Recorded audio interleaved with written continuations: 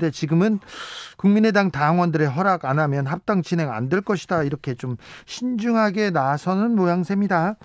두 당의 속내 어떤지 국민의당 상황 깊게 알아보겠습니다. 이태규 국민의당 사무총장, 안녕하세요. 네네, 안녕하세요. 네, 4.7 재보궐선거가 끝났습니다. 선거에서 보여준 민심은 뭐라고 보십니까? 여러 언론에서도 지적을 했지만, 이 조국 사태 이후에 이제 이어지는 부동산 정책 실패, 그리고 LH 땅 투기 사태 등 그동안 누적된 정권의 무능과 위선, 내로남불에 대한 국민적 분노의 저는 표출 과정이었다, 이렇게 이해를 하고요. 네. 예, 그런 측면에서 보면, 이게 정부 여당의 실정에 따른 반사이익이라면, 야당이 이긴 것이 아니라 여당이 패배한 것이 맞다. 이런 해석이 야당 입장에서는 그런 관점으로 접근하는 것이 맞다고 보고, 네. 또 한편으로는 사실 그 박영선 후보, 서울시장 같은 경우 박영선 후보의 지지를 봤을 적에 이것이 단일화가 안 되고 3자 구도였으면 그럼에도 불구하고 민주당 후보가 이겼을 거라는 생각이 들거든요. 네. 예, 그런 측면에서는 서울시장 야권 후보 단일화가 또 선거 승리의 핵심적인 요인이다, 이렇게 볼 수 있겠습니다. 대선에서도 가장 큰 이슈가 될 수 있고요. 자, 국민의힘과 국민의당 합당이 어떻게 진행되고 있습니까? 지금 상황은 어떻습니까? 현재는 각각의 그 당내 여론을 수렴하는 과정으로 제가 그렇게 이해하고 있습니다. 네. 국민의힘 같은 경우도 의원총회에서 통합에 대한 그 결의가 있었고요.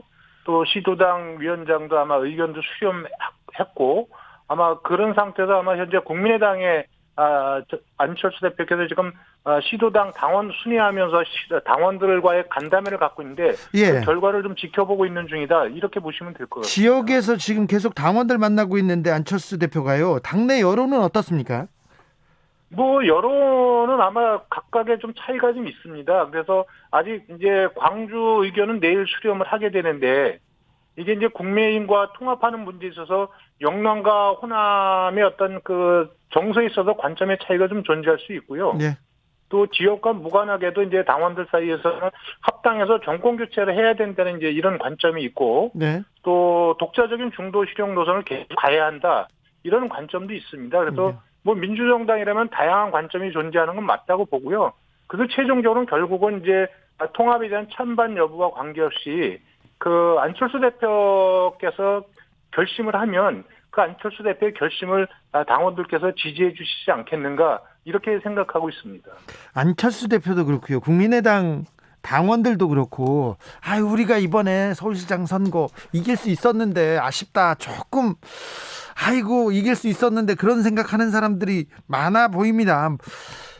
아무래도 이 서울시장에 있어서의 야권의 어떤 활성화를 일으킨 주역이 안철수 대표였고, 그런 측면에서 계속해서 수위 어떤 우위를 계속 보여왔던 후보 아니었겠습니까? 네. 그래서 안철수 대표가 단일 후보가 됐다면 더 좋았을 것이다. 그리고 한국 정치에 큰 변화를 함께 가져왔을 것이다. 이런 아쉬움은 국민의당 당원들이나 지지자라면 누구나 다 갖고 있는 것은 당연하다, 그렇게 생각합니다. 의원님, 양당 합당 진행된다면 어떤 방식으로 진행돼야 된다고 생각하십니까?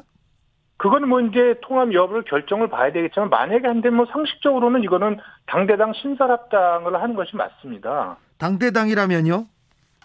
그거는 이제 국민의힘과 국민의당이 동등한 자격으로 하는 거고, 예. 일부에서 흡수 통합 이런 이제 말씀들을 하시는 분들이 그렇죠. 계시는데, 예, 그거는 현 상황에서 야권 통합의 의미가 뭔지 좀 제대로 인식하지 못하는 거다, 이렇게 보고요. 이게 단순히 의석수 100석 대 세석 정당 간의 통합을 생각하면 이게 국민적인 관심도 줄고 시너지 효과도 낼 수 없다고 생각하거든요. 예.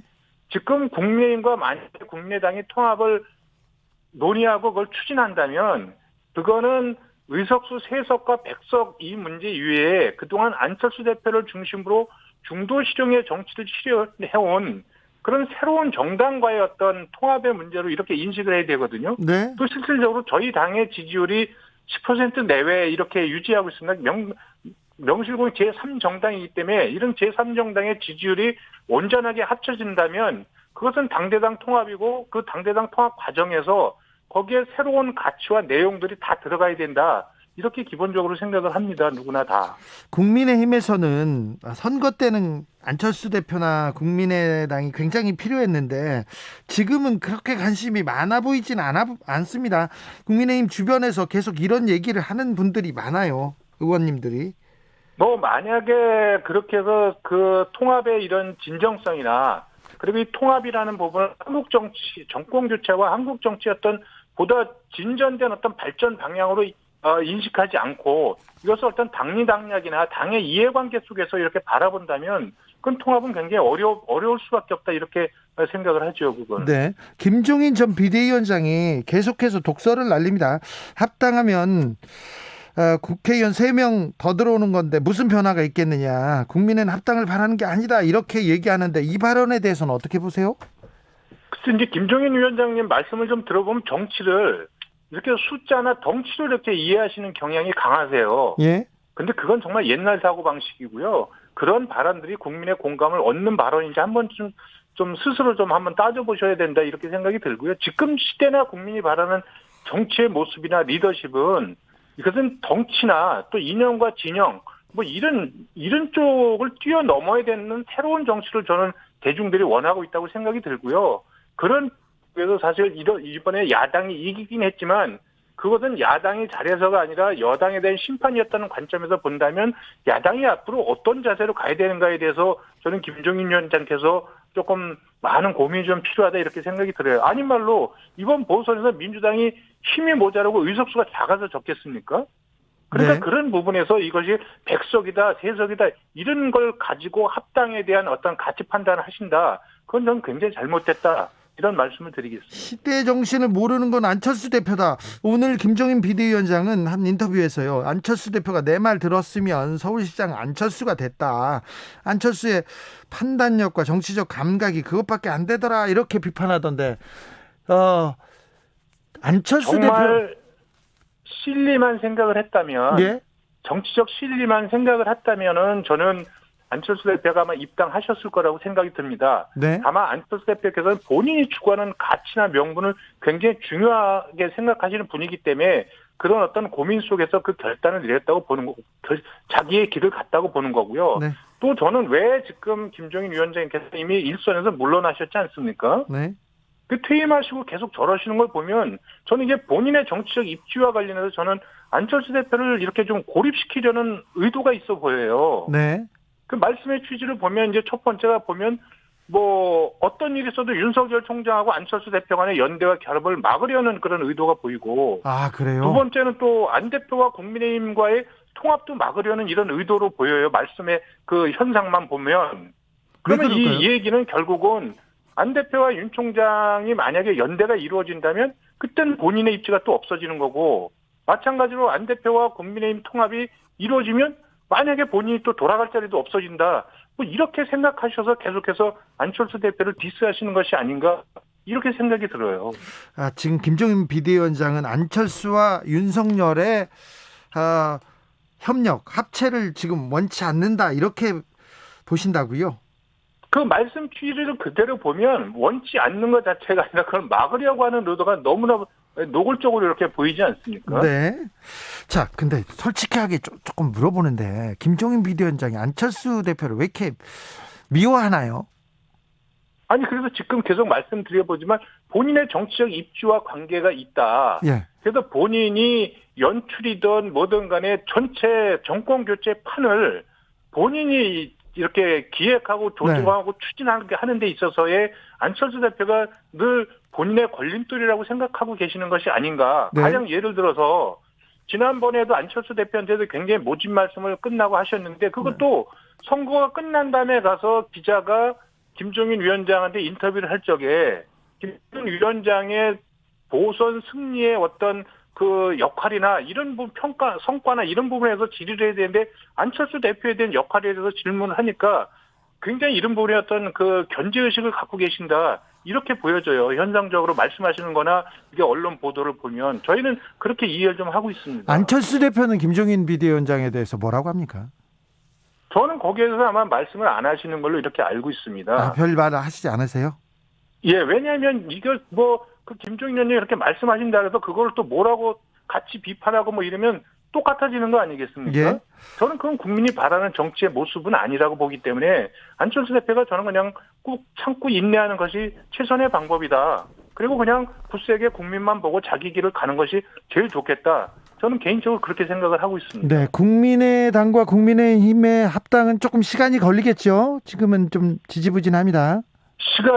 지금 시간이 걸린다는 부분은 일단 이번 주 금요일날 이제 당원들 간담회가 끝납니다. 네, 그러면 이제 그 간담회 결과를 가지고 또 간담회와 별개로 저희 당에 있는 정무직 당직자들의 의견 수렴 과정도 거쳤거든요. 네. 그런 걸 이제 종합적으로 보고 어떤 판단을 하는 것이 좋겠는가에 대해서 최고위원회에서 논의가 좀 시작될 것이다. 이런 말씀을 시간이 좀 필요하네요. 자, 금태섭 전 의원은 제3지대 신당을 띄우겠다고 얘기하는데 이 구도에서 안철수 대표의 운신의 폭 크지 않아 보입니다. 안철수 대표의 선택은 어떻게 될까요? 저는 뭐 금태섭 전 의원이 실제 창당까지 갈지는 모르겠어요. 예.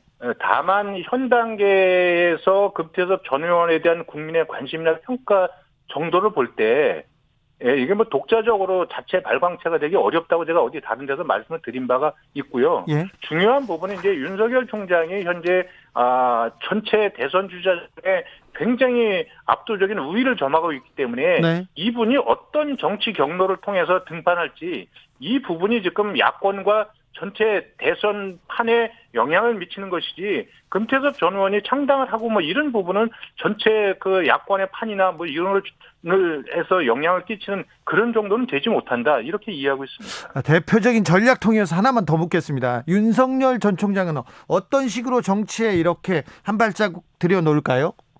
그거는 제가 예측하기 어렵습니다. 다만 그리고 또 많은 분들을 만나지 않고 있다고 보기 때문에 다만 과거에 이분이 어쨌든 특수 수사도 많이 하셨고 또 굉장히 폭넓은 지식을 갖고 있다고 이렇게 알려져 있기 때문에 과거에 국민들의 전폭적이고 열광적인 지지를 받았다가 실패한 사례들에 대해서 아마 굉장히 냉정하게 바라보고 계시는 것이 아닌가. 그리고 그런 어떤 오류를 반복하지 않으려면 어떤 것이 가장 좋겠는가 그런 부분이 하나가 있고 예. 또 하나는 어쨌든 이분을 통해서 우리 국민들이 바라고 있는 어떤 욕구들이 있을 겁니다. 네. 이 욕구들을 충족시키기 위한 정치와 비전을 만들기 위해서는 어떤 공간과 어떤 경로가 좋을지 뭐 이런 부분에서 많은 고민을 하고 계시지 않겠습니까? 네, 그 부분에 대해서는 다음번에 더 자세하게 얘기해 주십시오.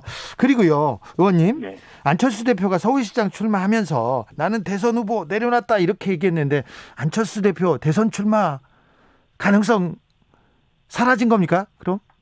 저는 안 대표께서는 지금 입장이 그 자리나 지위에 연연 안 하고 이 야권의 대통합이나 정권 교체에 매진하겠다 이런 입장을 갖고 계신 걸로 그렇게 이해하고 있습니다. 네. 다만 이제 제가 한 방송에 나와서 야권 대선 후보 레이스에 안철수 대표가 빠지면 그게 흥행이 되겠냐 네. 이런 말씀드린 적이 있는데 그거는 만약에 윤석열 총장의 1인 독주 체제로 갈 경우에 그게 흥행에 무슨 도움이 되겠냐는 지극히 일반적인 개인의 의견을 이야기한 거거든요. 네. 그래서 안철수 대표의 어떤 역할이나 뭐 지위나 이런 부분들은 이 그때의 상황, 적어도 올 하반기의 상황이 규정해 주지 않겠는가. 이것은 안철수 대표가 한다고 해서 되는 것도 아니고 안 대표는 제가 볼 때는 마음을 비운 상태로 이렇게 보여집니다. 아무튼 국민의힘과 그다음 김종인, 그다음에 윤석열 그 사이에 안철수의 역할 굉장히 궁금합니다. 국민의당의 역할도 그렇고요. 여기까지 듣겠습니다. 곧 모셔서 다시 한번 자세히 듣겠습니다. 네, 고맙습니다. 지금까지 이태규 국민의당 사무총장이었습니다. 1521님께서 안 대표는 더 이상 국민의힘의 흥행무리에 휘둘리지 마시고 합당이니 통합이니 하지 말고